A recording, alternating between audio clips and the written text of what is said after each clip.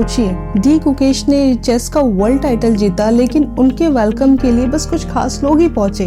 और वहीं दूसरी तरफ आईपीएल जीतने वाली टीम के लिए पूरी की पूरी सिटी ही रोड पर थी। पर ऐसा क्यों?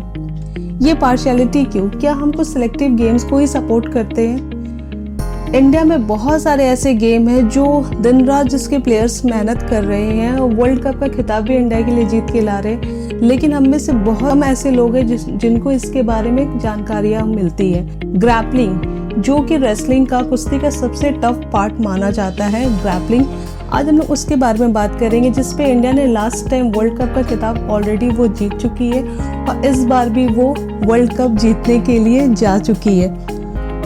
आज हमारे साथ एक ऐसे शख्स मौजूद है और जिन्होंने ग्रैपलिंग को एक अलग ही पहचान दिलाई है और जो जाने जाते हैं भारत की मिट्टी से निकले हुए पहलवानों को वर्ल्ड स्टेज तक लेकर जाने के लिए।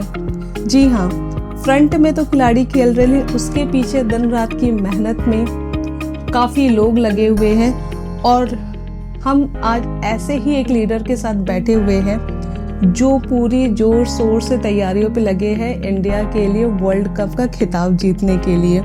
तो आज हमारे साथ श्री दिनेश कपूर जी हमारे साथ मौजूद हैं। दिनेश कपूर जी, आपका हमारे चैनल पे बहुत बहुत स्वागत है। तो सबसे पहले हम ये जानना चाहते हैं कि वर्ल्ड रेसलिंग की जो तैयारियां हैं बहुत ही स्विंग लेवल पे, बहुत तेजी से हो रही है, तो अभी इसको लेके क्या तैयारियां चल रही है? मैं आपको बता दूं कि ये रेसलिंग नहीं है, ग्रैपलिंग की वर्ल्ड कप है। इसमें टीम या पिछले 7 दिन से रुकी हुई है। गुड़गांव देवलाल स्टेडियम में हम तैयारियां करवा रहे हैं। सभी प्रदेश से जितने भी ट्रायल में सिलेक्टेड प्लेयर्स थे, जिन्होंने हमारी नेशनल चैंपियनशिप में मेडल प्राप्त किए थे, उन सबको कैंप में बुलाया गया है और वो पिछले 7 दिन से हमारे जो कोचेज हैं वो उन पे मेहनत कर रहे हैं और वो बहुत अच्छी तैयारी चल रही है। पूरी तरह में यह कि हर बच्चा मेडल लेके आएगा। अब की बार इतनी ज्यादा प्रिपरेशन की है और ये जैसे हम पहले खेल चुके हैं, वर्ल्ड चैंपियन हैं हम पिछली बार के, तो अब हमें पहले से ज्यादा कॉन्फिडेंस अपने ऊपर। जी, कॉन्फिडेंस होना बहुत जरूरी है। तो ग्रैपलिंग क्या होता है, थोड़ा सा आप बताएंगे? देखिए, ग्रैपलिंग ग्रैपलिंग वर्ल्ड लेवल पे जो चलता है वो रसिया से स्टार्ट हुआ था और इसको रेसलिंग और जूडो दोनों को मिक्स करके तैयार किया गया है। इसमें लोक चोक की विद्याएं चलती हैं। प्राचीन समय में इसको मल्ल युद्ध कहा जाता था। आज के समय में मॉडर्न टाइम है तो इसको नंबरिंग सिस्टम के साथ जोड़ के मैट पे ले आए हैं मिट्टी से उठाकर, तो इसको ग्रैपलिंग बोला जाता है। ओके, तो रेसलिंग से कैसे डिफरेंट? आपने कहा रेसलिंग नहीं ग्रैपलिंग है, तो कैसे डिफरेंट है उससे? रेसलिंग में अपना अलग तरह से जैसे चिट करते हैं प्लेयर को या पॉइंट सिस्टम उनका अलग है और ग्रैपलिंग हम जो अखाड़ा होता है उसमें नहीं कराते हैं। हमारी बीच जरूर होती है लेकिन वो अखाड़े पे नहीं होती और मैट पे ये सेम होती है, लेकिन हमारे जो लोक चोक है वो रेसलिंग से अलग है। और जो ग्रैपलिंग का प्लेयर है अगर उसके साथ रेसलिंग का खिलाड़ी खेलता है तो वो उसकी ग्रिप में फंस के बेहोश तक हो जाता है। वो हमारे में इंजरी के चांसेस ज्यादा है, रेसलिंग में उसकी बजाय कम है। ओके, तो काफी हाई रिस्क भी है इसमें। जिसको टेक्निकली नहीं पता, जिसके पास ट्रेनिंग नहीं है, उसके लिए बहुत रिस्की है। ओके, तो ट्रेनिंग के दौरान आप लोग सारी चीजें बताते होंगे कि क्या क्या ट्रिक्स? हमारे पास अभी 16,000 से ज्यादा रजिस्टर्ड प्लेयर हैं जो हमारी वेबसाइट पे हैं ऑल इंडिया से। तो वो अलग अलग लोकेशन पे एकेडमीज भी चलती हैं और टाइम टू टाइम हर स्टेट वाइज स्टेट को 3 बार सेमिनार कराना ही पड़ता है, जहाँ से हम नेशनल लेवल के अपने यहाँ से अच्छे रेफरी भेज देते हैं, वो ट्रेंड करते हैं प्लेयर्स को। तो अभी कितने प्लेयर्स जा रहे हैं खेलने के लिए? अभी इस बार हमारी 50 की टीम है, इसमें 42 प्लेयर जाएंगे, बाकी ऑफिशियल्स हैं उनके साथ वो जाएंगे और 11 तारीख को रिपोर्टिंग है वहाँ पे। 11 से 13 तक जो 15 साल से नीचे के खिलाड़ी हैं वो पार्टिसिपेट करेंगे। उसके बाद 12 को जो बड़े खिलाड़ी हैं उनकी रिपोर्टिंग है। 13 से लेकर 15 तक वो खेलेंगे। 16 को कुछ खिलाड़ी वापस आ जाएंगे, कुछ 17 को वापस आएंगे। ओके, जैसा आपने कहा कि 16,000 से ज्यादा आपके पास रजिस्टर्ड खिलाड़ी है, लेकिन उसमें से 40 खिलाड़ियों का चयन करना, कैसे आप लोग चयन करते हैं? ये जब हमारी नेशनल चैंपियनशिप होती है तो वहां से जो मेडलिस्ट हैं उन प्लेयर को हम इनवाइट करते हैं कि जो वर्ल्ड चैंपियनशिप में जाना चाहता है वो अपन नॉमिनेशन डाल दे। जैसे हमारे पास 2 प्लेयर आर्मी से आए हुए हैं, अभी वर्ल्ड चैंपियन के लिए जाना चाहते हैं। एक प्लेयर कस्टम से है, गवर्नमेंट सर्विसेज डिपार्टमेंट के प्लेयर आ जाते हैं। उसके अलावा जो जिनको कुछ स्पॉन्सर मिल जाते हैं वो भी प्लेयर चले जाते हैं, क्योंकि अभी जब तक नॉन ओलंपिक गेम है तब तक स्पॉन्सर्स पीछे हटते हैं और गवर्नमेंट सपोर्ट नहीं करती उसके लिए। तो कोई प्रॉब्लम नहीं, सेल्फ फाइनेंस पे भी हम चलाते हैं और हम कॉर्पोरेट से इसकी हेल्प लेते हैं। जितने प्लेयर हमारे स्पॉन्सर हो जाते हैं उतने प्लेयर्स को हम ले जाते हैं। कैंप में हम चारों मेडलिस्ट को बुलाते हैं और उसमें से फिर ट्रायल रख लेते हैं, जो जाने का सिलेक्टेड हो जाता है उसको हम भेज देते हैं। तो आपने कहा कि गवर्नमेंट से भी कोई सपोर्ट नहीं मिलता, स्पॉन्सरशिप भी नहीं मिलती है, तो ऐसा क्यों होता है? क्योंकि तो वर्ल्ड लेवल पे ये सारी कॉम्पिटिशन्स हो रहे हैं। गवर्नमेंट ने अपना एक माइंड सेट कर लिया कि जो गेम ओलंपिक में है उसी मेडल की वैल्यू है, लेकिन हम जो इस गेम को चला रहे हैं या दूसरे जो गेम चल रहे हैं, मैं ये मानता हूं कि अगर खिलाड़ी किसी भी खेल में जुड़ा रहेगा तो कम से कम वो जो क्रूशियल टाइम है उसका वो उसमें स्पेंड करता रहेगा और नशे से या जो बुरी आदतें हैं उनसे दूर रहेगा और एक सामाजिक कम से कम नागरिक बन के निकलेगा। अगर वो फ्री रहता है तो आजकल एक बहुत बड़ा एडिक्ट आ गया कि बच्चे फ्री टाइम मिलते ही मोबाइल चाहिए उनको और टैब चाहिए, वो टेक्नोलॉजी की तरफ ज्यादा आकर्षित है या कुछ भी वो गलत चीजों की तरफ अट्रैक्ट होते हैं, राइट। और उस एज में जो टेक्नोलॉजी है वो साइड इफेक्ट उसके बुरे ज्यादा हैं, अच्छे कम मिलते हैं उससे। राइट। तो रेसलिंग तो आपको जहाँ तक मुझे पता है ओलंपिक, एशियन गेम्स सब में पार्टिसिपेट कर रहे हैं। यस, रेसलिंग में हम हर जगह पार्टिसिपेट कर रहे हैं, लेकिन ग्रैपलिंग अभी ओलंपिक में इंक्लूड नहीं किया गया है। जिस रेसलिंग की जो वर्ल्ड बॉडी है, यूनाइटेड वर्ल्ड रेसलिंग, उसी के थ्रू ये स्ट्रक्चर तैयार किया गया है कि जितनी भी रेसलिंग फेडरेशन है वो अपने माध्यम से ही ग्रैपलिंग को भी तैयार करें, ताकि इन फ्यूचर कुछ टाइम के बाद जैसे नेक्स्ट ओलंपिक तक हमारा टारगेट है कि उसको डेमोस्ट्रेशन में डाल दें।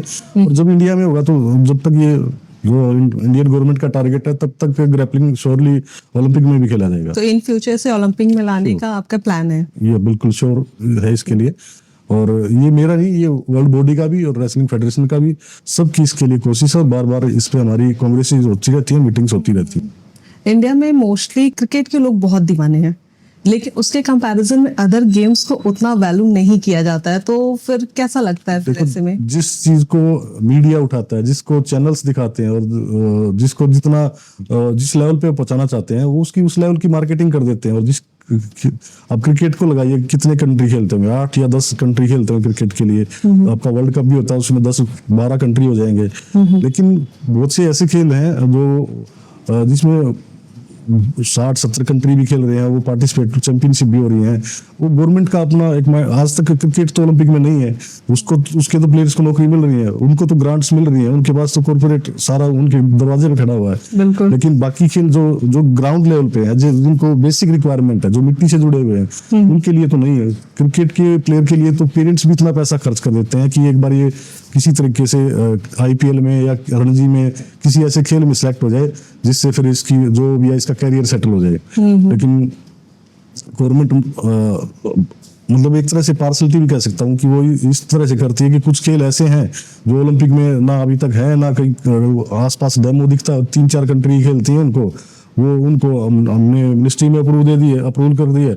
जिस गेम को हमने 19 कंट्रीज को हरा के वर्ल्ड चैंपियन बनी थी, उस दिन खेल मंत्री अनुराग ठाकुर जी ने टीम को अपने घर पे बुला के कांग्रेचुलेट किया था। लेकिन उसके बाद से उस खेल के बारे में जिक्र करते हैं तो लगता है कि खर्चा बढ़ जाएगा मिनिस्ट्री का। मतलब ना स्पॉन्सरशिप है, ना ही उसे कवर किया जा रहा मीडिया के थ्रू। हाँ, मीडिया भी उसी पे, जहाँ मीडिया को एड का पैसा मिलेगा मीडिया भी वहीं जाएगी। सिंपल सी बात है, हर चीज का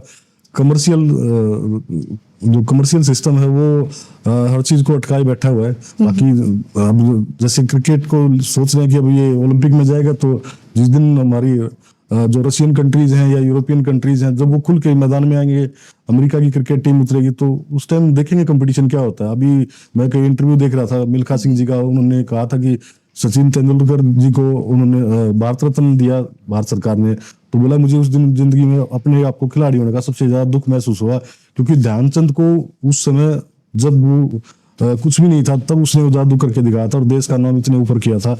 उसको अवार्ड देने में इतना समय लगा दिया था, और अब इनकी रिटायरमेंट होते ही, और क्रिकेट उन्होंने भी एग्जांपल दिया कि वो ओलंपिक में 100 से 150 कंट्रीज पार्टिसिपेट करते हैं, और यहाँ क्रिकेट में 10-12 कंट्रीज, उनको हरा के मेडल्स लाना बहुत बड़ा अचीवमेंट। ओलंपिक में तो आपका तभी तो मेडल्स की इतनी शॉर्टेज है कि अब मिल्खा सिंह के बाद दूसरा कोई मिल्खा सिंह पैदा ही नहीं हुआ है, ध्यानचंद के बाद उस लेवल पे कोई प्लेयर ही नहीं जा पाया है। तो कहीं ना कहीं मोटिवेशन की भी कमी होती है, क्योंकि उतना अप्रिशिएशन नहीं मिल पाता है। देखो सबसे बड़ी जो प्लेयर जो रेसलिंग के निकलेंगे वो निकलेंगे ग्रामीण अंचल से। शहरी जो स्टफ होगा वो रेसलिंग की तरफ नहीं जाता, क्योंकि इंजरीज हैं या फिर जो उनका हाव भाव होता है प्लेयर्स का थोड़ा वो अलग टाइप का होता है। और यहाँ में जो सिटीज हैं उनमें सॉफ्ट टाइप के बच्चे चाहिए होते हैं, तो मैं ये कहूंगा कि गांव से जो प्लेयर निकलते हैं वो मिट्टी में से जो निकलते हैं वो मिट्टी से जुड़े वो होते हैं। मिट्टी से जुड़े भी होते हैं, और प्रैक्टिस जो उनकी होती है वो इतनी हार्ड होती है कि अभी मेरे पास भी कुछ प्लेयर्स जैसे गुजरात से आए हुए हैं, तो वो प्रैक्टिस में बीच में छोड़ देते हैं प्रैक्टिस। अब जब यहाँ वो रूटीन में प्रैक्टिस में आए तो उनकी बॉडी बिल्कुल वेट लॉस कर रही है।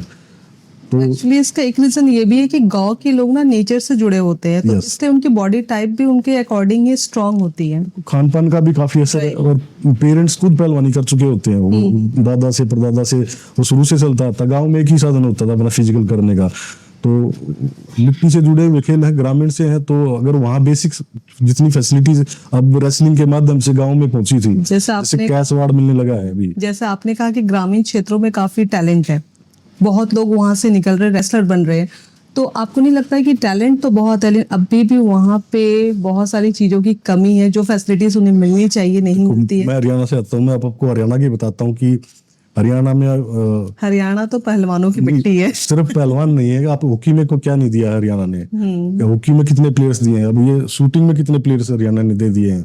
और अब सिर्फ रेसलर को छोड़ के इसके अलावा जितने भी खेल उठाएंगे, कबड्डी कहाँ से निकला है, कबड्डी को भी हरियाणा डेवलप करने वाला है। ये प्रो में आने के बाद तो बाकी स्टेट से भी प्लेयर आ गए हैं, तो ये कह सकते हैं खेलों की धरती है हरियाणा, यहाँ से सारे खेल ही पनप रहे हैं यहाँ पे। जी जी। तो अब कोई सोच ही नहीं सकता था कि ग्रैपलिंग में भी कोई वर्ल्ड चैंपियन हो सकता है। आज तक रसिया ने किसी को जीतने ही नहीं दिया, और हमने उनको उन्हीं के घर पे हराकर 105 मेडल जीते हैं हमने, और उस 105 मेडल जीतकर हम वर्ल्ड चैंपियन बने हैं। और उस दिन हैरत में थे सभी कंट्रीज जब हमने वो ट्रॉफी उठाई थी वहां से। जी जी। लेकिन अपने इंडिया में जितना अप्रिशिएशन मिलना चाहिए था उसमें कहीं ना कहीं आपको कमी लगी।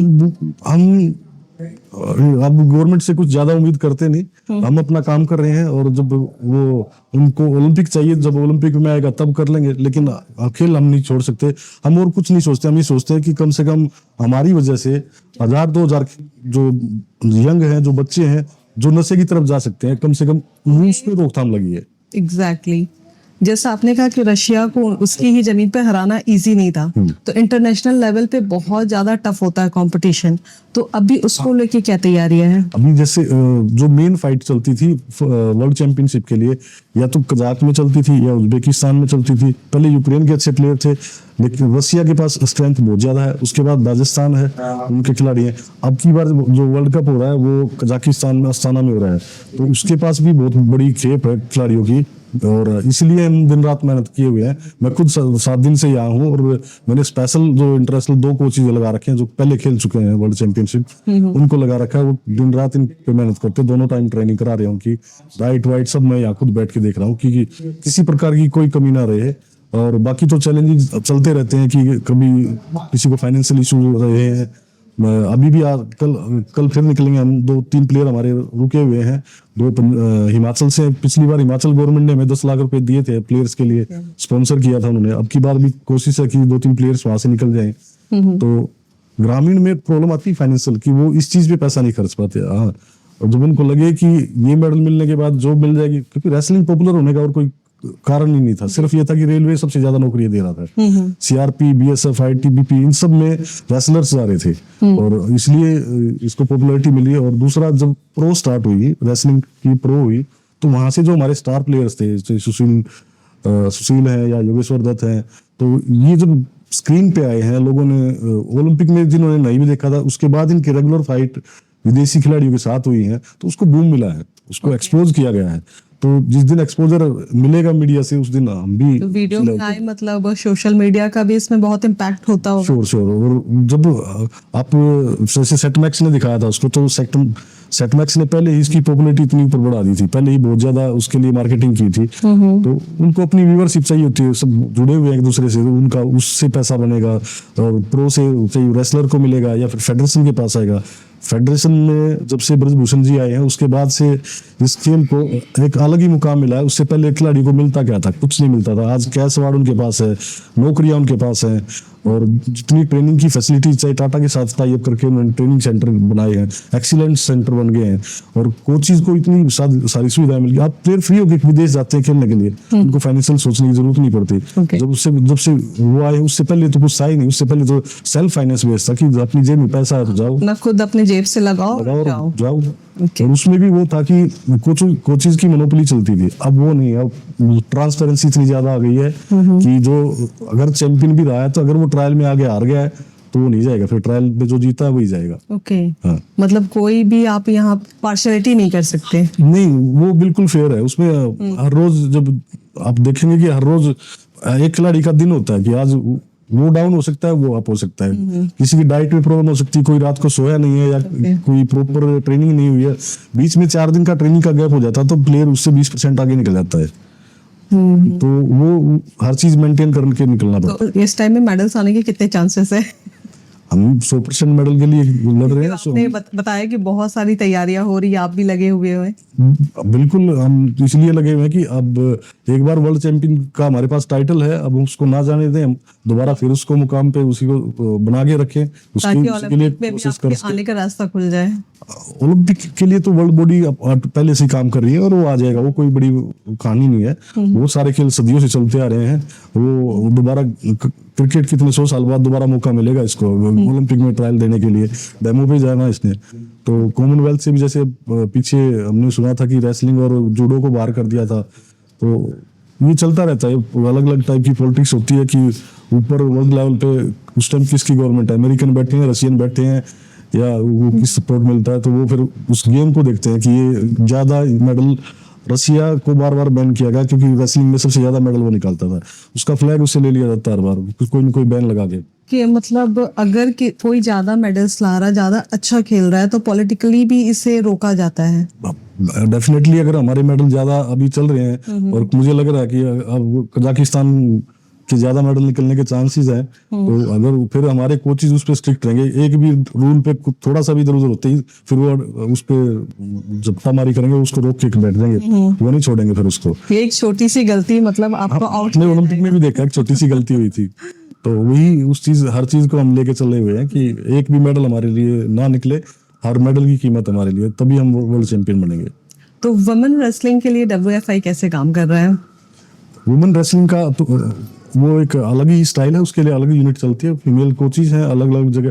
जैसे अभी ट्रायल अंडर 17 शायद एशियन के लिए चल रहा है, तो मेल का लखनऊ में है और फीमेल का दिल्ली में है जी स्टेडियम में हम। और हमारा भी ऐसे, लेकिन हमारा क्या होता है कि वर्ल्ड चैंपियनशिप एक ही टाइम होती है, सेम डे होती है, वो मैच डिवाइड हो जाते हैं कि 2 मैच पे वुमेन की चल रही है, 2 पे अपनी मैन की चल रही है। तो वो जो कि रेसलिंग में होता है कि 2 दिन आपके ग्रीको रोमन के, 2 दिन फ्री स्टाइल के, फिर 2 दिन वुमेन रेसलिंग के, क्योंकि वुमेन रेसलिंग में एक ही स्टाइल है फ्री स्टाइल, उसमें ग्रीको रोमन नहीं है। ठीक है। तो हमारे में ऐसा नहीं है, हमारे टीम इकट्ठी जाती है बाकी खेलों की तरह, और वहां जाके फिर वो मैच डिवाइड होते हैं कि 2 मैच ये एक और 2 वुमेन के लिए, 3-4 मैन के लिए।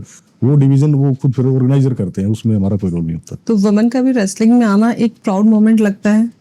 श्योर, वो कहीं ना कहीं स्ट्रेंथ तो मिलती है, उसको कॉन्फिडेंस मिला है। और अगर 2 जैसे मनु भाकर ने मेडल निकाला तो उसके बाद कितनी लड़कियां शूटिंग में उतर गई होंगी, आप उसका इमेजिन ही नहीं कर सकते। और आप कह सकते हो कि रेसलिंग उसमें रनिंग में पहले पीटी उषा से पहले कौन था, मेनली उसने बूस्ट किया सबको। तो आइकन जब भी कोई मिलता है तो उसके पीछे एक भीड़ तो आई जाती है, और हमारे मोटिवेशन मिलता है, बिल्कुल मिलता है, और एक टारगेट भी सेट होता है कि वो उसने ये किया तो मैं तो उतना तो कर ही सकती हूँ, उससे ज्यादा ही करना मुझे। तो आप मैट पे प्रैक्टिस होते हुए देखते होंगे?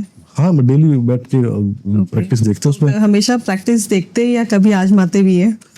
नहीं, अब वो आजमाने का समय नहीं रहा, क्योंकि आजमाने के लिए पहले जब रेसलिंग करते थे तब जो आजमा लिया ठीक है, उसके बाद हम रेफर टेक्निकली में चले गए थे, और मैं इंडिया से और मेरे साथी बिरजू शर्मा जी हैं, हम 2 ही इंटरनेशनल रेफरी रहे हैं जो यूनाइटेड वर्ल्ड रेसलिंग के रेफरी हैं।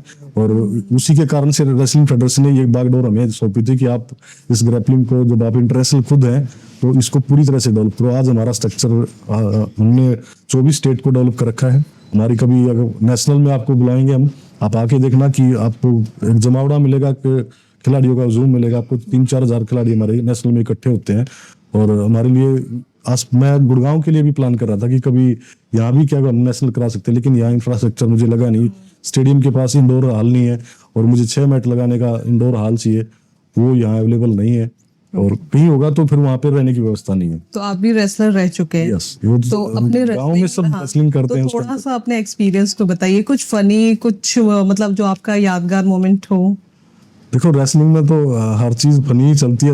अगर वो हर टाइम सीरियस रहेंगे तो फिर वो मेंटली, क्योंकि कोच का प्रेशर बहुत ज्यादा होता है, हर रोज प्रैक्टिस करनी होती है। हाँ, एक मैं बता देता हूँ कि जब मैं रेसलिंग करता था तो उस टाइम हमारे पास घड़ी नहीं थी, वो एक ही कॉमन में घड़ी होती थी, घर में एक ही होती थी। तो वहां तक ईयर की बात है? ये होगी कोई 96 का अप्रोक्स। ओके। तो सिर्फ ऐसे एस्टिमेट से उठना होता था कि सुबह 4 बजे कोच ने टाइम दे रखा तो 4 बजे पहुंचना है। लेकिन मैं रात को थोड़ा लेट सोया था और अचानक से कई बार आँख खुल जाती, तो मेरी 2:30 बजे आँख खुली थी, वो 2:20 थे, मैंने सोचा 4 बज गए हैं। Okay. वो उल्टी सुई देखने की वजह से मैं 2 बजे वहाँ पे ग्राउंड उस अपने अखाड़े में पहुंच गया। फिर वहाँ 1 घंटा प्रैक्टिस की, उसके बाद भी देखता हूँ कि दूसरा कोई खिलाड़ी नहीं आ रहा, आज क्या हो गया यहाँ पे। और हाथ में घड़ी होती नहीं थी? घड़ी थी नहीं वहाँ पे। तो फिर 4 बजे वहाँ मंदिर की घंटी बजती थी, जब आरती शुरू होती थी, तब पता लगा भी तो मैं तो प्रैक्टिस करके खत्म हो चुका हूँ सारा सिस्टम, और 4 तो अभी तक नहीं हुए, 7 बजे हैं जाके। तो उस दिन डबल प्रैक्टिस करनी पड़ी? वो फिर दोबारा 1 घंटे का ब्रेक लेके फिर दोबारा प्रैक्टिस करनी पड़ी उसकी। तो घड़ी नहीं होने की वजह से डबल प्रैक्टिस करनी पड़ी? जैसा समय था वैसा निकालना पड़ा। पहले मोबाइल नहीं थे, घड़ियां नहीं थी, वो भी एक समय था सर। हाँ, और उससे भी थोड़ा अगर पीछे जाएंगे तो जब पढ़ते थे तो उस टाइम हमारे पास लाइट ही नहीं थी। हम वो मोमबत्ती या दिया लगा के वो पढ़ते थे, या फिर दिन में होमवर्क निपटा के स्कूल का बंद करना पड़ता था। अदरवाइज फिर दिन ढलने के बाद गांव में कुछ भी अवेलेबल नहीं होता था। ओके। जब लाइट से गांव में बिजली नहीं होती थी? घरों में लाइट्स नहीं थी, 6 बजे सब ब्लैकआउट हो जाता था। ओके। हाँ। 2028 के ओलंपिक्स के लिए आपका विजन क्या है? कोई रोड मैप आपने बनाया है? हम सिर्फ वर्ल्ड चैंपियन रहना चाहते हैं। बाकी जो रोड मैप है ओलंपिक्स के लिए वो वर्ल्ड बॉडी देखती है, वो उनको टारगेट सेट है उनके, उनको उसी हिसाब से काम करना होता है। तो श्योरली ये है कि नेक्स्ट ओलंपिक में ये डेमोस्ट्रेशन पे होगा ये खेल। और जब 2036 का जैसे इंडिया में टारगेट है कि हम ओलंपिक के लिए बिड दे चुके हैं, ट्राई कर रहे हैं और उसकी इंस्पेक्शन होनी है, तो अगर ओलंपिक इंडिया में आता है 2036 में तो श्योरली ग्रैपलिंग उसमें होगा। इस बात की श्योरिटी मैं देता हूँ। 2036 की आप बात कर रहे क्योंकि इंडिया में 2036 के लिए प्लान किया गया है। ओके। गवर्नमेंट उसी पे काम कर रही है और प्री प्लान इतना ही होता है, 2 ओलंपिक पहले से ही बिड वगैरह फाइनल हो जाती है, ताकि प्रिपरेशन में टाइम लगता है। जैसे इंडिया में एक बार कॉमनवेल्थ हुए थे 2010 में, उसके बाद तो कोई एशियन गेम्स तक नहीं हुए यहाँ पे। बिल्कुल। उसका कारण ये था कि प्रिपरेशन में कमी थी या गवर्नमेंट की नेगेटिविटी थी उस टाइम पे। वो जो भी कोई रीजन रहा है उसमें देश की काफी जो छवि थी वो डाउन चली गई थी, जिसकी वजह से हमें दोबारा नहीं मिली थी। ये सरकार अब नई सरकार है, या कह सकते हो कि मोदी जी फोकस कर रहे हैं खेलों पे, और खिलाड़ियों से स्पेशली जब वो ओलंपिक में मेडल आता है तो वहाँ फोन पे बात करते हैं, आने के बाद मिलते हैं, उससे बहुत ज्यादा मोटिवेशन मिला है। जी जी। और अब दोबारा 2036 के लिए वो तैयारी कर रहे हैं, बार बार उसी को अनाउंस कर रहे हैं। मीन्स विजन है तो विजन के पीछे लगे हुए हैं, काम कर रहे हैं, तो हम भी उसमें सहयोग कर रहे हैं अपनी ओर से।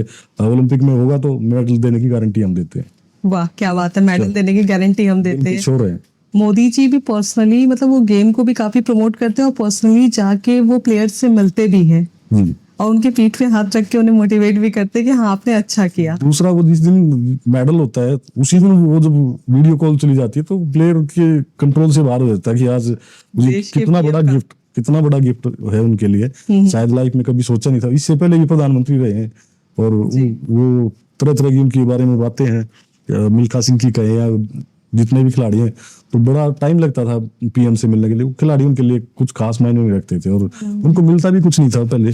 अब तो हरियाणा सरकार की पॉलिसी देखो कि एक खिलाड़ी को प्लॉट भी दे दिया, 4 करोड़ रुपए भी दे दिए और बस खिलाड़ियों पे पैसा ही पैसा चल रहा है। लेकिन सरकार का भी ये है कि मेडल जीतने के बाद आप खड़े हो। आपको खड़ा होना है तो जिस दिन मेडल की तैयारी कर रहे हैं ना ग्राउंड लेवल पे, कम से कम जिन बच्चों को आप, चाहे वो नर्सरी में है, जो गवर्नमेंट की नर्सरी चलती है, या जो छोटे गांव से प्लेयर निकलते हैं, उनके कैश अवार्ड भी आप 2-2, 3-3 साल तक रोक के बैठे होते हो। आप ओलंपिक, इंटरनेशनल ओलंपिक की बात करते हो, आप अपनी स्टेट का ओलंपिक तो कराइए। एग्जैक्टली।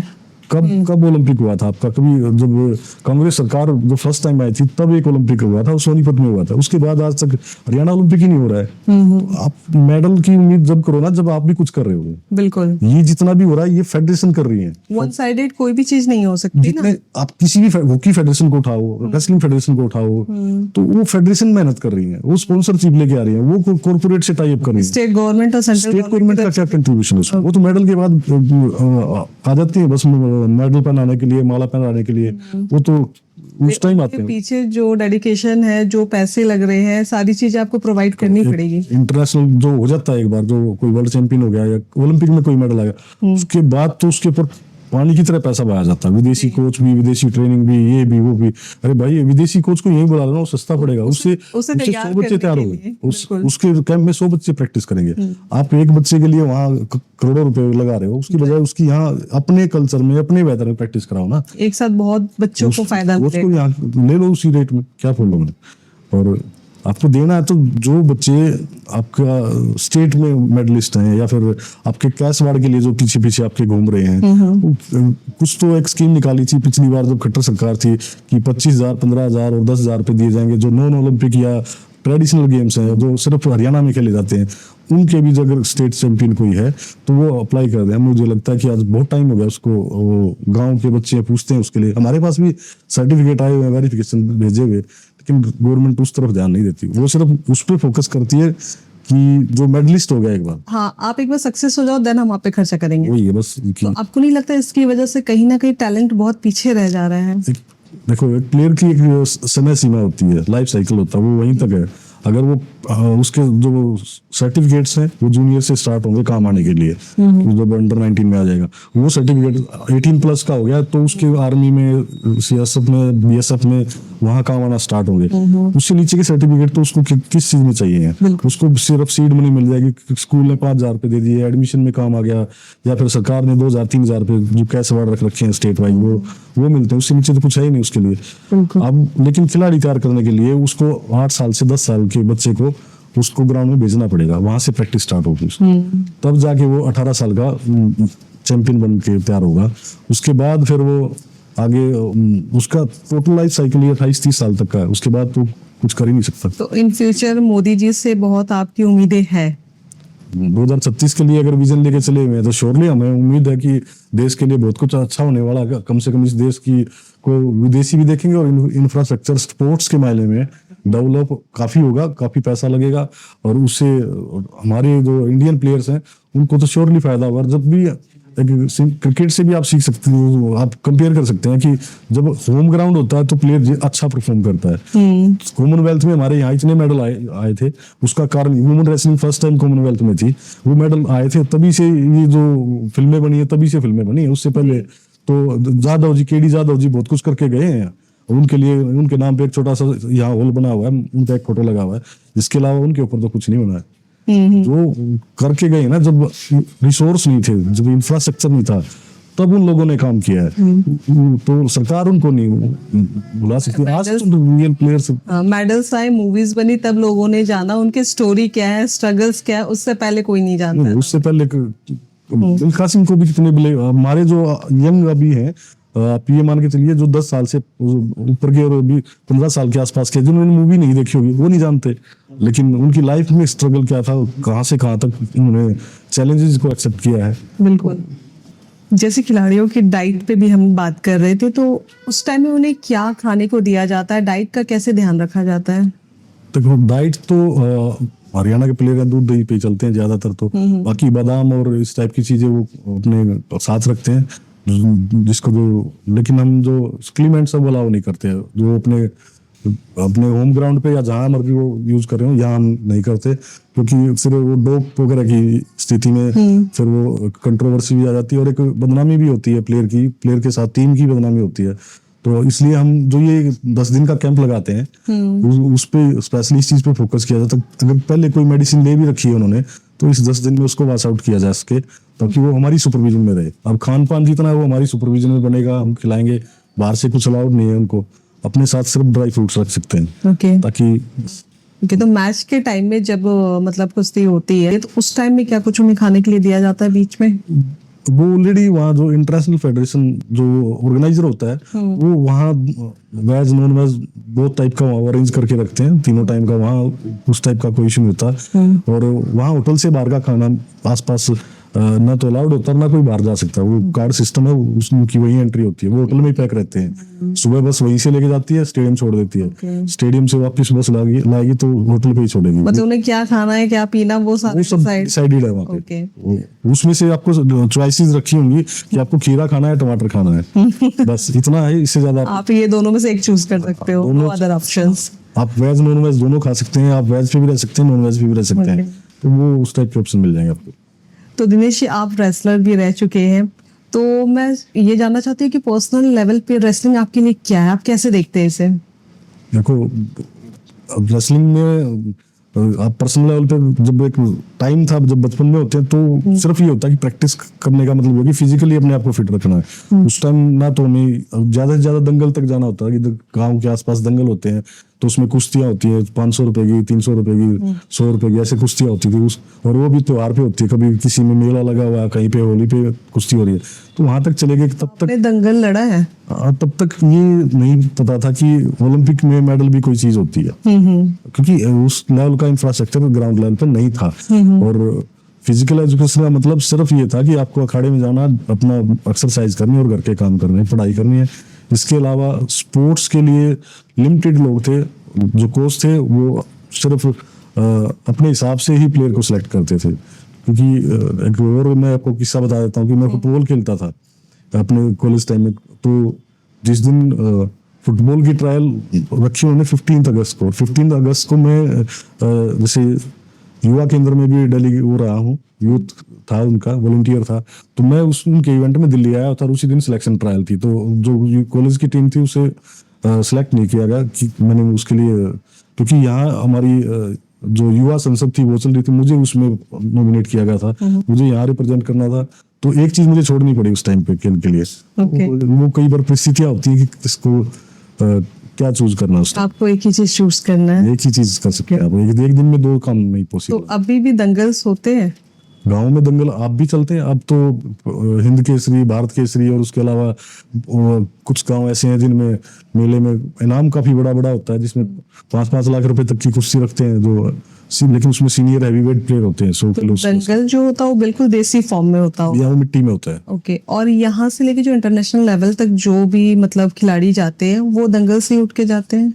नहीं, ऐसा नहीं है। दंगल के खिलाड़ी कुछ ऐसे भी जो सिर्फ दंगल ही खेलते हैं, वो मैट पे नहीं आते। जैसे दंगल मूवी में दिखाया गया था जी, कुछ उस टाइप से। जो मिट्टी में खेल, वो स्पेशल उसी चीज के लिए उनको चाहिए होता है कि वो आसपास के जो गांव हो उनके बीच में वो उनका सिक्का चलता रहे। वो उनको हिंद केसरी बोल देते हैं। मतलब वो मैट पे नहीं खेलेंगे, अपना दबदबा बनाने के लिए वो गांव में दंगल में ही खेलेंगे वो। और जो मैट के प्लेयर हैं जिनको इन चीजों की नॉलेज है कि मुझे मेडल लेके आना है और मुझे मेडल से क्या बेनिफिट है, या जॉब लेनी है या आगे ओलंपिक में जाना है, वो फिर मैट पे आ जाते हैं। वो मैट पे भी और ग्राउंड पे भी दोनों जगह प्रैक्टिस करते हैं। अभी आप अगर स्टेडियम चलोगे तो आपको कुछ बच्चे मैट के ऊपर प्रैक्टिस कर रहे हैं, कुछ अखाड़े में प्रैक्टिस कर रहे हैं, और कुछ अपना रनिंग एथलेटिक ट्रैक पे अपना काम कर रहे होते हैं। अल्टीमेट तो वर्कआउट करना है कि आपको स्टेमिना तैयार करना है अपने आप को। जी जी जी।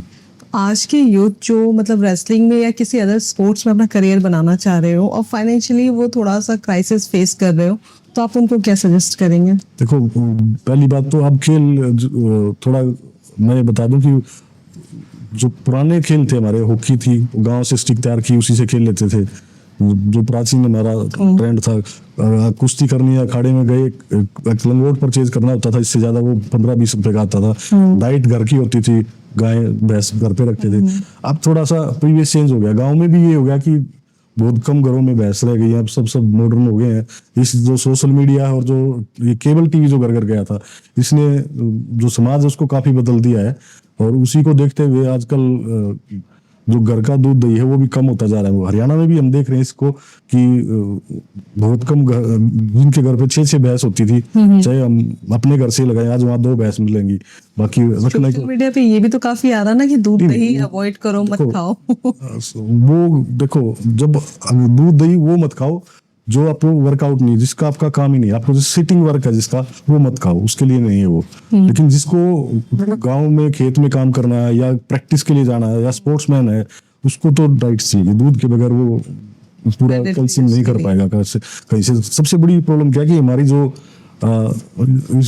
स्पेशली मैं अपने कंट्री का, हालांकि मैं चाहता नहीं कि बुराई करूं, लेकिन यहाँ की जो फूड की जो नीति है, जो यहाँ उन्होंने नियम्स बना रखे हैं, वो काफी लचीले हैं, जिसकी वजह से मिलावटी चीजें बहुत ज्यादा है यहाँ पे। राइट। देखो कि अब आज गेहूं को देखोगे तो उसमें पैदावार बढ़ाने के लिए कितना सारा उन्होंने केमिकल्स डाल दिए हैं, पेस्टिसाइड्स उसमें आ गए हैं, जिसकी वजह से वो हार्मफुल तो है, कहीं ना कहीं होगा, इम्पैक्ट तो आएगा। अब नहीं तो 10 साल बाद आ रहा है वो, और वो हो रहा है आज। मतलब आपको लग रहा है कि आप नेचुरल घर का बना हुआ खा रहे हो, बट आप फिर भी केमिकल ही कंज्यूम कर रहे हो। श्योरली आप भी देखेंगे, किसी भी जगह आप चेक कर सकते हो कि जब जितनी भी प्रोडक्ट्स है मार्केट में, आप एक भिंडी की सब्जी ले लीजिए, आप भिंडी पे मेरे हिसाब से सबसे ज्यादा पेस्टिसाइड यूज होता है, उससे ज्यादा किसी पे नहीं होता, सबसे ज्यादा बीमारी भी उस पे होती है, लेकिन उसके बाद भी मार्केट में हम सबसे महंगी उसी को खरीद रहे हैं जी जी। और खा रहे हैं उसको। तो सर मैं चाहूंगी कि आप यूथ को कोई मैसेज दें। युवाओं को ये मैसेज है कि कोशिश करें जितना भी हो सके कि जो हम फूड जो बेसिक है अपना घरेलू है, उगा सकते हैं, नहीं उगा सकते, मार्केट से फ्रेश लेके वही खाएं। इससे भी ज्यादा वर्स्ट चीज आपकी वो है जो आप प्रोडक्ट सप्लीमेंट खरीद के लेके आते हैं, उसमें क्या मिला वो आपको पता नहीं, वो पाउडर फॉर्म में मिलता है आपको, उसमें किस पशु की चर्बी है, उसमें किसकी हड्डियां मिली हुई हैं, कैल्शियम, उन्होंने कहा कि कैल्शियम ये आपकी हड्डियों के लिए अच्छा है, वो तो ठीक है, लेकिन उसमें स्टेरॉइड कितना है, उसके अंदर क्या क्या केमिकल्स यूज किए गए हैं उसको लॉन्ग टर्म के लिए, ताकि वो पैकिंग में रहे, खराब ना हो, उसकी लाइफ भी तो तैयार करें। आप घर का आटा हो, प्रिजर्वेटिव यूज किए जाते हैं, घर का आटा है, आप उसको खुले में छोड़ दीजिए, 10 दिन के अंदर वो आपको खराब होता दिखेगा। बाहर रख के आप रखिए, उसको ढकेंगे नहीं तो, और तो जब वो चीज खराब हो सकती है, जबकि उसी आटे को आप पैकिंग में रखते हैं और वो उसमें 6 महीने का दे देते हैं टाइम की, 6 महीने तक इसकी वैलिडिटी रहेगी, एक्सपायरी डेट इतनी लंबी लिखते हैं, और कुछ आइटम तो ऐसे हैं जिसमें 1.5 साल की, 2 साल की प्रोडक्ट वैलिडिटी देते हैं। और अब आप देख रहे हैं कि जो यूथ्स हैं, आप कल कोई मेरे से क्वेश्चन कर रहा था कि इतना ज्यादा वर्कआउट नहीं करना चाहिए, जिसकी वजह से आजकल युवा है जो वो जिनको हार्ट फेल हो रहा है, जिम में है, ट्रेनर है, वो ट्रेनिंग करते करते हार्ट फेल हो जाता है। तो उसका ये कारण नहीं है, उसके कारण ये है कि जिम सबसे पहले सप्लीमेंट लेना सिखाता है। राइट। जिम का जिस दिन आप जिम में एंट्री करोगे उस दिन पहले दिन वो आपको बताएंगे कि आपकी बोन्स कैसे जल्दी, क्योंकि हम कोई भी चीज जल्दी पाना चाहते हैं। जो भी उसमें यूज जाएगा वो ये चाहेगा कि मुझे 2 महीने के अंदर बाइसेप ट्राइसेप पूरे तैयार चाहिए मुझे, और फिर मुझे मार्केट में टी-शर्ट डाल के निकलना है। अब वो कहेंगे कि इसके कोई साइड इफेक्ट्स नहीं है, वो आपको विश्वास दिलाएंगे। प्रोटीन कहाँ से बनेगा? आप प्रोटीन जब आपके पास सोया खुद की है तो आप खुद बनाइए ना, आप उससे उसका प्रोटीन लीजिए ना, खुद उबालने खुद खानी है। प्राचीन है, चने हैं, आप उनका यूज कीजिए, बादाम यूज कीजिए, लेकिन नहीं, हमें रेडीमेड चाहिए। बस Use and- डाला और वो रेडीमेड हर चीज रेडी चाहिए। टू ईट चाहिए हमें सारे। ऐसे ही उनको बॉडी भी चाहिए कि एक वीक के अंदर मेरी बॉडी ऐसे तैयार हो जानी चाहिए, जैसे वो प्रोड्यूस करते हैं ये अपना सिनेमा वाले या टीवी वाले जैसे दिखाते हैं, वो फिर उसी को गाइड करना, उसी को फॉलो करना शुरू कर देते हैं। जाहिर सी बात है, कोई भी चीज अगर नेचुरल तरीके से नहीं हो रही है तो उसका साइड इफेक्ट्स डेफिनेटली आपके बॉडी पे होगा। तो यही मैसेज है कि कोशिश करें कि सप्लीमेंट से बचें आप, जो ये बाहर मार्केट के प्रोडक्ट्स हैं उनको यूज ना करें। मेरी अपनी राय, बाकी सबकी अपनी चॉइस है। मैं इसको थोड़ा सा गलत मानता हूँ अपने लेवल पे। और नेचुरल जो फूड्स है, नेचुरल जो चीजें हैं जिनको आप प्रोटीन चाहिए, आप सोया यूज कीजिए, बादाम यूज कीजिए, या आपके पास और बहुत सारे प्रकृति ने हमारे पास ड्राई फ्रूट्स दिए, उनसे आप तैयार कीजिए, उनको यूज कीजिए। और ये जो जिनकी एक्सपायरी लिखी होती है ना, वो कम से कम यूज कीजिए। तो वो जो उन पे एक्सपायरी लिखी होती है वो फिर आपके लिए भी आपकी एक्सपायरी लिख देते हैं। कोशिश करें उनसे बचे आप। बिल्कुल। तो आपने यूथ के लिए एक मैसेज दिया, एंड मैं चाहती हूँ कि आप समाज के लिए भी एक मैसेज दें। सोसाइटी का क्या रोल होना चाहिए? देखिए, सोसाइटी में लोगों के पास, मेरे पास कम है, दूसरे के पास ज्यादा पैसा तो है सोसाइटी के पास। खासतौर पे एनसीआर में या हरियाणा में कह सकते हैं कि प्रॉपर्टीज के रेट की वजह से, या आज ऐसा समय नहीं है कि किसी को भी सर्वाइव करने में दिक्कत आ रही हो, काफी अच्छा पैसा है सोसाइटी के पास। लेकिन जब कोई किसी भी गांव से आप एग्जांपल ले लीजिए कि एक मेडलिस्ट निकल जाता है, तो पूरा गांव, समाज, आसपास के लोग अपनी फोटो, सेल्फी या अपने आप को अप्रिशिएट कराने के लिए, उसका मान सम्मान के लिए प्रोग्राम रखते हैं। और लेकिन जब वो स्ट्रगल कर रहा होता है, जब उसको बुक्स खरीदनी होती है, प्लेयर है उसको डाइट मेंटेन करनी होती है, एक रेसलर एक महीने में एक आइडिया है कि 20 से 25 हजार रुपए की डाइट उसको चाहिए होती है, जो उसको पूरे जो उसके खर्चे हैं डेली की डाइट्स के। तो उस टाइम जो मेहनत कर रहा था तो उसके साथ कोई खड़ा नहीं होता। मैं समाज से भी ये चाहता हूँ कि जो पोटेंशियल जिसमें दिखता है, जिसको कोच कहता है कि ये अच्छा युवा निकलेगा, ये गांव का नाम रोशन करेगा, तो उसको उस टाइम से सपोर्ट कीजिए और उसको मॉनिटर कर लीजिए आप। ये नहीं कि आप उसको खुला छोड़ दीजिए, आप कोई ना कोई सिस्टम बनाइए उसके कोच के माध्यम से, आप उसको स्पॉन्सर कीजिए, उसको टाइमली पैसा दीजिए, ताकि उसके ऊपर गांव का प्रेशर रहे, उसके ऊपर एक रेन हो जाए और वो ज्यादा स्ट्रगल करेगा, ज्यादा मेहनत करेगा, उसके रिजल्ट भी फ्रूटफुल रहेंगे। जब वो जीत के आता है उस टाइम आप अपनी पीठ थपथपाते हो, उसकी बजाय अगर उसको पहले आप मोटिवेट करोगे तो वो ज्यादा उसके लिए इफेक्टिव होगा और 10 यूथ उसके सारे और आगे बढ़ जाएंगे। दूसरा कि प्लेयर्स के लिए भी मैं कहना चाहूंगा कि ये पूरा समाज उसके लिए अकेला वो नहीं खर्च कर रहा। अगर आज कोई इंटरनेशनल ओलंपियन है, उस पे सिर्फ उसके परिवार का पैसा खर्च नहीं हुआ है, राइट, वो हमारे भी टैक्स का पैसा गया हुआ है, इस देश का भी पैसा लगा हुआ है। आज करोड़ों रुपए में विदेश में ट्रेनिंग कर रहे हैं प्लेयर। बिल्कुल, चाहे मैं किसी इंटरनेशनल प्लेयर का नाम नहीं लेना चाहूंगा इसमें, लेकिन वो वहां उनको पता है कि और उनके पीछे से जितनी कॉर्पोरेट सेक्टर की कंपनियां वो भी उनके पीछे चलती हैं, वो भी उनको स्पॉन्सरशिप देती है, एक्स्ट्रा उनको खर्चे बियर करती है उनके वो बनने के बाद। लेकिन वहां से लेकर जब तक वो बना है उसका सफर अलग होता है, उसमें पेरेंट्स ने, रिश्तेदारों ने, सब ने कहीं ना कहीं से स्ट्रगल किया था। कुछ तो प्लेयर हमारे ऐसे निकले जिनके घर में 5-5, 6-6 बहन भाई थे, तो एक को आगे निकालने के लिए वो 4 को बीच में रोकना पड़ता है। उसका अगर उसको विदेश भेजना था सेल्फ फाइनेंस बेस पे, तो उसके लिए अगर 1 लाख रुपया इकट्ठा करना था तो बाकी 4 को सेक्रीफाइस करना, 4 को सेक्रीफाइस करना था। कुछ रिलेटिव से उन्होंने लोन पे या जैसे भी उन्होंने उधार पे लेके भेजा उनको। वो प्लेयर जब प्लेयर बन गया, जब वो आइकन बन गया है, तो उसको भी चाहिए कि उस समाज के लिए, उन परिवार के लिए, उस गांव के लिए उसको भी समय देना चाहिए। जैसे उसकी ट्रेनिंग पे लोग कोचिज ने मेहनत की है, उन कोचिज को एक समय आता है कि कोचिज का भी समय निकल जाता है। उस प्लेयर को उनका भी ध्यान रखना चाहिए इन फ्यूचर, क्योंकि बनाने वाला वही है। आप मूर्ति बने हो तो मूर्तिकार का ही काम है, उसने पूरी जीवन लगाया और अकेला वो नहीं, आपके माँ बाप भी उसमें शामिल थे, आपके कोचिज भी शामिल थे। बिल्कुल, आपने बहुत खूबसूरत बात कही कि अगर किसी को भी बनाना है तो उसके पीछे सोसाइटी का भी बहुत बड़ा रोल होता है कि अगर कोई अच्छा करना चाह रहा तो आप उसे ये मत कहो कि इन सब चीज़ों में कुछ नहीं रखा, आप मोटिवेट करो। और दूसरी चीज़, अगर आप सक्सेस हो जा रहे हो तो आप ग्रेटफुल रहो कि जो जो आपके सक्सेस के पीछे थे आप उन्हें भी कभी मत भूलो। ठीक है, तो आपने समझ को बहुत अच्छा मैसेज दिया। आई होप कि लोग आपको जो देख रहे हैं वो इन चीज़ों को अपनी लाइफ में इम्प्लीमेंट करेंगे और आगे बढ़ेंगे। तो thank you so much Dinesh ji, आपने इतना प्रीशियस टाइम दिया हमारे व्यूअर्स के लिए। सब अच्छा करेंगे और हम भी आपको जल्द एक वर्ल्ड कप जीतकर आपको मैसेज देते हैं। बहुत बहुत शुभकामनाएं हैं, हमारे चैनल की तरफ से बहुत बहुत शुभकामनाएं हैं कि आप लोग बहुत सारे मेडल्स लेकर आइए, हमारे देश का नाम रोशन कीजिए। एंड आपको ये वीडियो कैसी लगी हमें जरूर बताएं। Thank you so much. Thank you.